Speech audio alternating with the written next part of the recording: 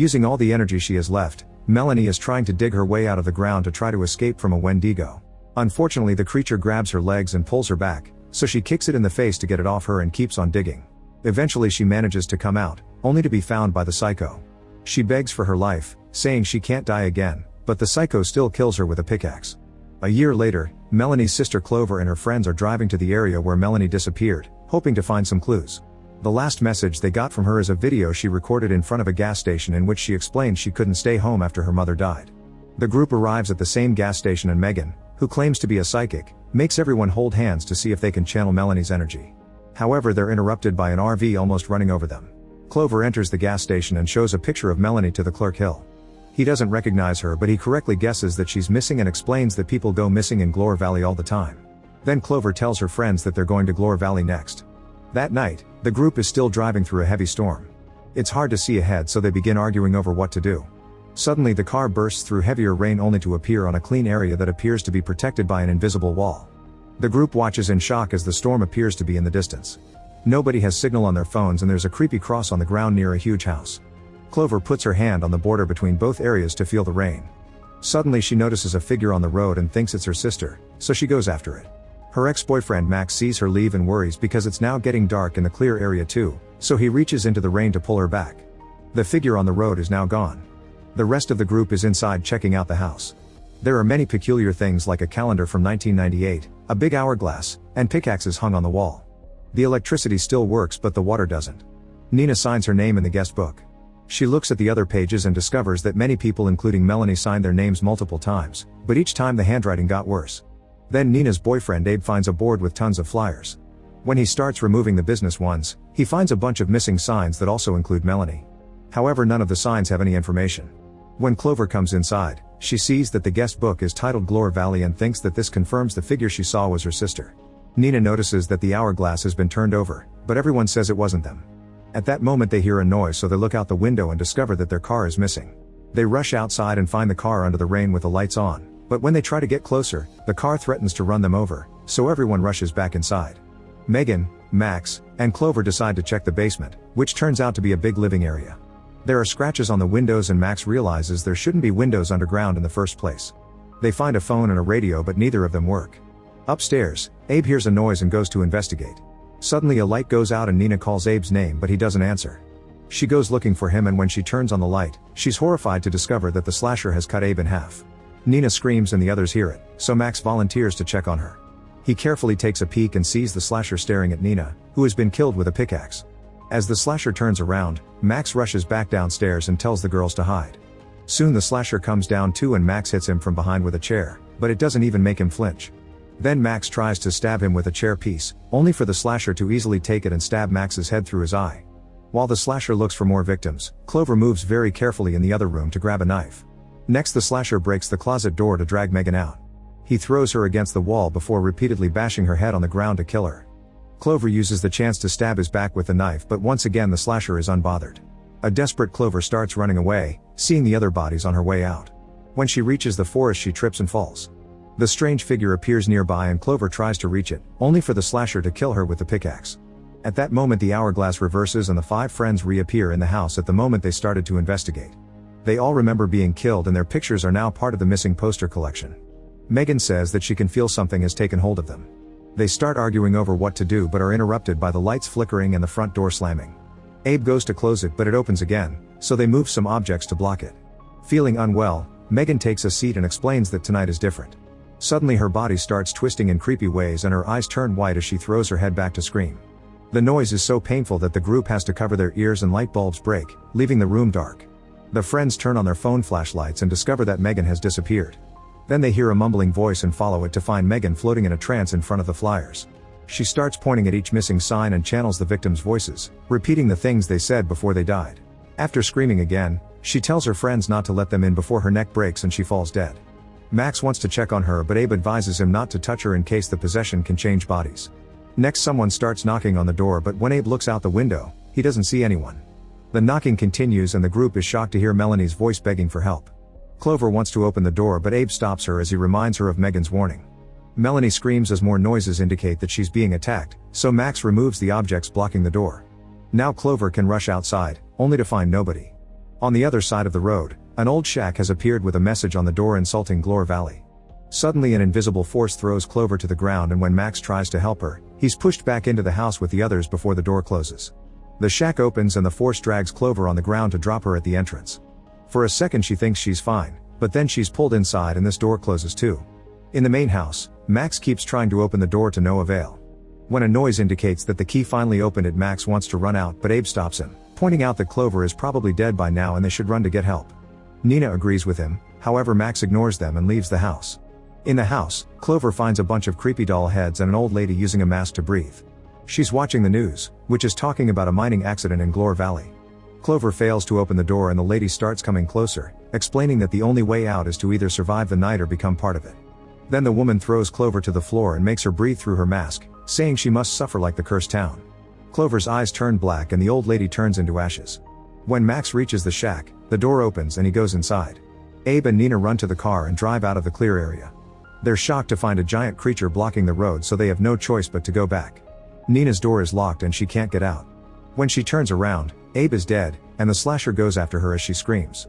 Back to Max, he finds the shack empty. The TV only shows static and some papers on a table have drawings of monsters. Suddenly he hears a noise upstairs, so he makes his way up and enters a room with lots of creepy dolls and a rocking chair moving on its own. He stops it and tries to leave, but the noise restarts and a clown doll appears on the chair. Max grabs the clown and kicks it against the wall. Then he's startled by a presence behind him and realizes it's Clover wearing a mask. She slashes him to death before leaving the shack, only for the slasher to hit her with Abe's car. As she dies, her eyes go back to normal. At that moment the hourglass reverses again and everyone reappears in their original spots. Nina is signing the guest book for a third time and Megan's losing hair. Outside, a water tower has appeared. After blocking the doors with furniture, the friends hide in the bathroom. Abe fills a glass with tap water and Megan is surprised because it wasn't working during their first run. They all drink while listening to Clover's story, concluding that the woman is a witch and wondering what her words mean.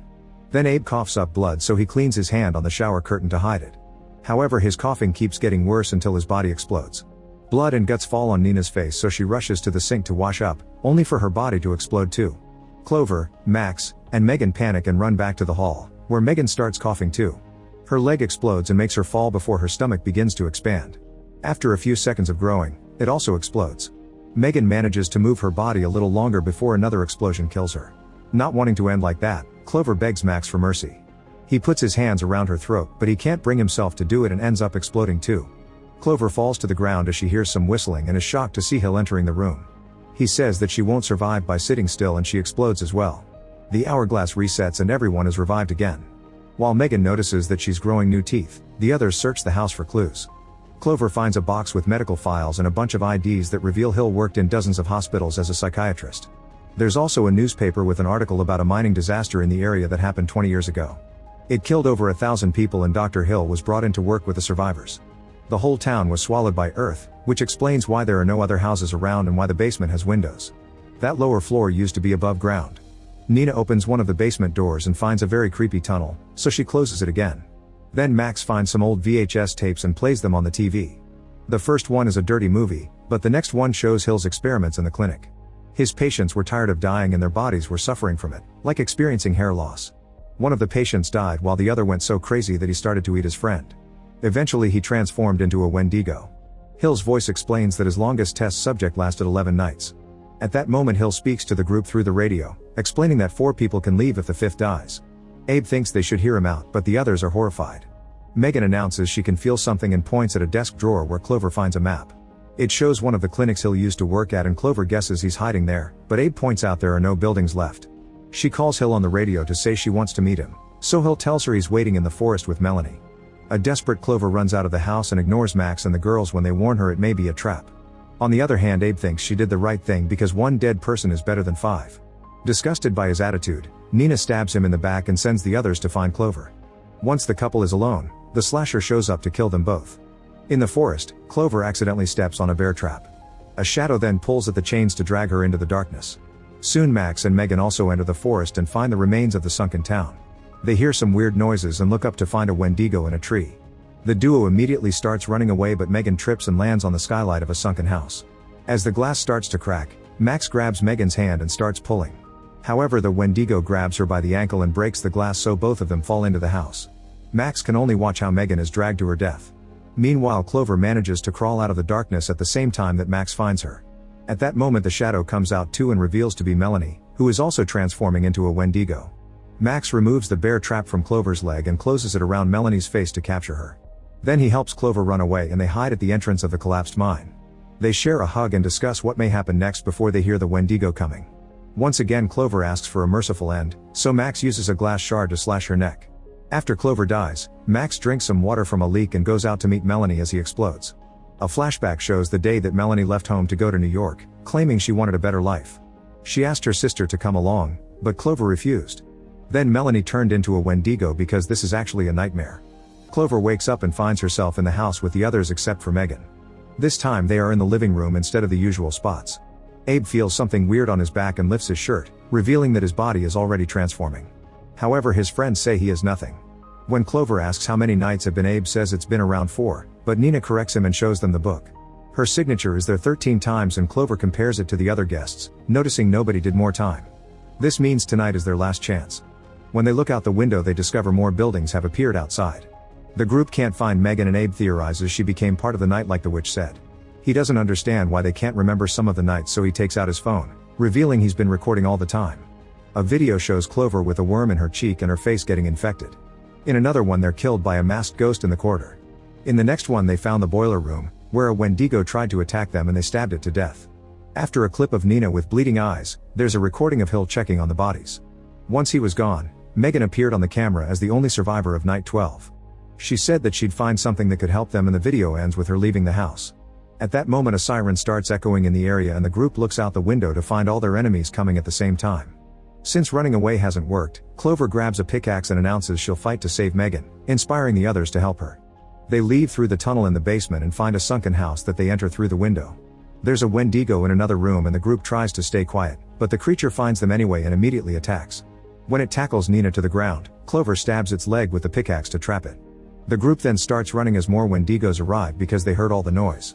After running through several rooms, the friends enter mine tunnel and cross it until they find another sunken house, which they enter through the garage door. Unfortunately, the slasher appears on the skylight and breaks it to jump in. Max throws objects at him to keep him distracted, which allows Clover to leave alone. In an open area in the mines, Clover finds Melanie, who immediately knocks her sister down. Clover tries to take the stairs, but Melanie grabs her to make her fall. Raising her hands in a sign of peace, Clover uses gentle words to try to make her sister see reason to no avail. Then she tackles Melanie and makes her land on a stake that finally kills her. Before leaving, Clover tells Melanie that she loves her. Meanwhile, the others are working together to fight the slasher, using various objects to bring him down. Once he collapses, the friends lift a very heavy hammer together and smash his head to kill him. Sadly, they can hear the Wendigos coming and they have to run. Back to Clover, she continues searching the mines, only stopping to hide from a Wendigo when it gets too close. Then she finally finds the clinic and follows Megan's screams to a locked room. Megan is tied to a chair and a crazy Wendigo is chained to the wall next to her. A desperate Clover looks for the keys in other rooms until he makes it to the office, where she finds her file on a desk and security cameras that record the whole area. Suddenly Hill comes in and locks the door. While sipping his coffee, Hill explains that Glore Valley has been using Clover's terror like a battery to make things run and that the monsters are a manifestation of Clover's own fears. When he puts the mug down, Clover waits for him to turn around and moves it under a ceiling leak. Soon Hill drinks more coffee and ends up exploding. Now Clover can take Hill's keys and runs to rescue Megan. The Wendigo finally frees itself from the wall, but the girls work together to push the door and lock it up before it can reach them. Both halves of the group run as fast as possible as the Wendigos come after them. Nina's group takes the stairs and manages to come out. However, Clover and Megan have to dig like Melanie and appear under the cross. The Wendigos try to pull them back, but the others arrive just in time to help them escape. The last grain of sand falls in the hourglass, however this time it doesn't reset. The storm disappears outside and the area returns to normal, so the friends gets in the car to finally leave. Sometime later, a new group of people arrives and Hill's whistling can be heard. Make sure to subscribe and turn on notifications so you can watch more videos like this. Thanks for watching.